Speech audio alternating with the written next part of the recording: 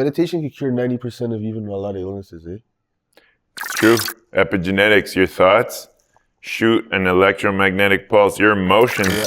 That's why they say we shape our own reality, and now quantum physics is proving God.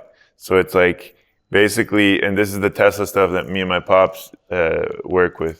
So like basically scientists are now proving, auras are electromagnetic frequencies that are shooting out at you. Every thought, every human, every virus, every cell has its own specific frequency. Like we have a unique fingerprint. Yeah. And like every type of emotion that you feel is beaming out of your chest. It's beaming it's like a pulse. Our natural frequency. Though, like even before you get into the like electromagnetics and stuff, just even on like a purely physical biochemical level. Yeah.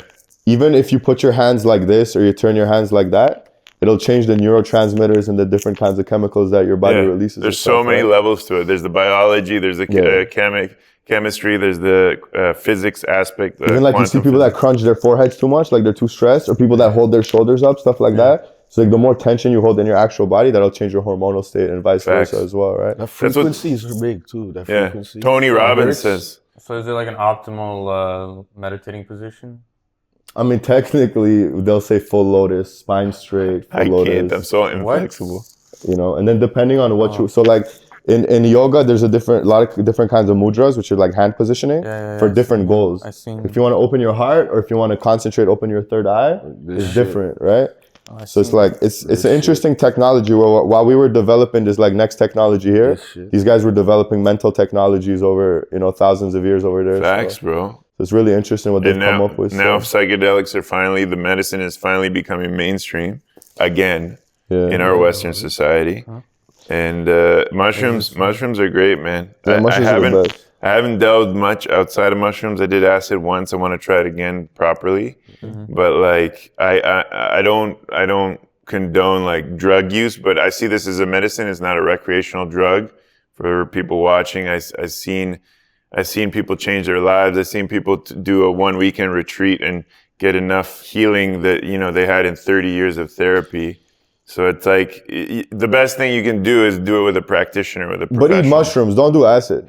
I tell you, don't do LSD. It shouldn't be done in a party setting, regardless. I say just period, don't do it. Shouldn't be done, period. Even if you have a guided situation, do mushrooms. Yeah. And I don't want to get too deep into it, but energetically, you guys don't want to be doing acid, bro. Yeah. Trust me. What do you think the difference is? Have you tried acid? I don't want to get too deep into it, but even good experiences with acid, they leave a long-lasting impressions on your brain. And what you're trying to do is the opposite. You're not trying to create you're trying to clean your pathways.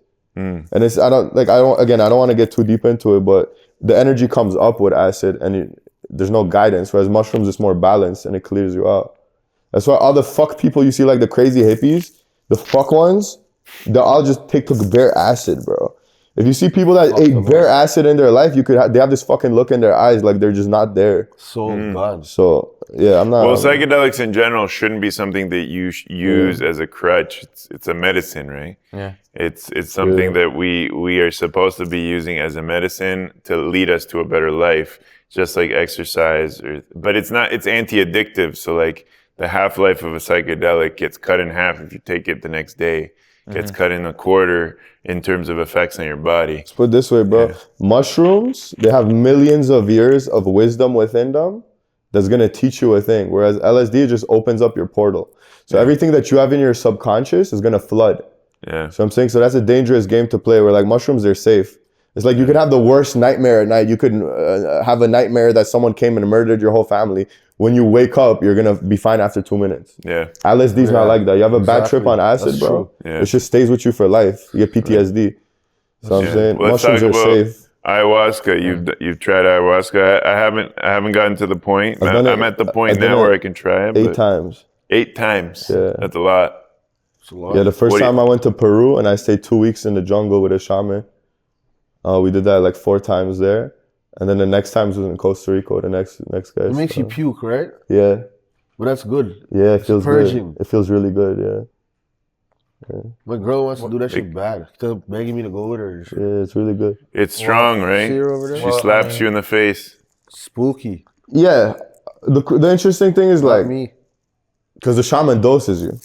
So like he gives you how much to drink. So you drink a bit and then something happens, right? Every time's different. It's like a completely different experience. But same way with mushrooms, where if you ate bare mushrooms, you could go fucking through the stratosphere. But yeah, it's interesting to be in the middle of nowhere in the jungle in a dark room drinking some fucking jungle potion that you don't know who these people are. Yeah. And then the lady's just fucking singing songs and you're just throwing your name in there every once in a while. And you're just like, yo, it's crazy, bro. You really see kaleidoscope colors or no? Or is there people just saying that shit on the Bear internet? things, bro. I seen bear. So you know what's wild, bro? I seen bear visions. And then the next day, the shaman, she told me what I saw. Wow. So if you want to like, yeah. Wow. That's Yeah. crazy. These people do stuff, bro. How do you? Here's a question that I'm interested in, and maybe other people interested in terms of psychedelics. How do you screen for the right shaman? How do you know who to trust in that experience? Because there's so many fucking fake quasi shamans, people that take advantage Word of of people. mouth. But even research, it's hard to find. I think word of mouth it's sounds like very the best whitewashed Yeah, now. word of mouth. Yeah. Word of mouth. Yeah. Who do you ask if you don't know anybody? If you don't know nobody, bro, fucking stay at home, bro.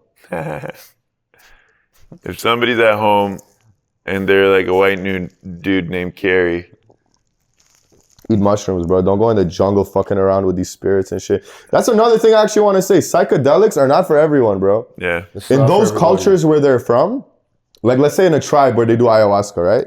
Most of the people in the tribe will only do ayahuasca once or twice in their life. Once when they hit puberty and maybe once if they're sick and they're possessed or something. More times people just do it once or twice. The shaman's the only one who's doing it on the regular. And then the shaman will scope out one or two youths in the village and he'll say, okay, he has potential. And then he'll put him through the training. And if he survives the fucking training, then he can deal with the thing. Because they call the plants, they call them power plants, and they call it the warrior's path. Okay, if you're not a warrior, if you don't have the fucking heart of a dragon, I've seen bare people where they start playing with these things and then they go mad, bro. Yeah. They go into deep levels of madness. Yeah. And they lose themselves and they depersonalize. It's like, there's a psychological term for it where people become disassociative and whatever the fuck, right? So it's not a joke for everyone to play. It's not a joke. You know, I'm just built like that, but. So you're saying you're a shaman? I don't like to use that word still. Yeah. I don't like to use that word. I think it's a word that's been abused a lot. But it is what it is, you know? Big man thing, guru, shaman vibe, bro. Life coach. If you need advice, you know, I'll give you some advice. But I'll cuss you out too, so. It's magical. Why 8 times ayahuasca? I just kept doing it. Like if someone had it now, I'd do it now. Yeah. Yeah, I don't. You like it? Yeah. What about you smoke DMT? Yo, DMT's crazy.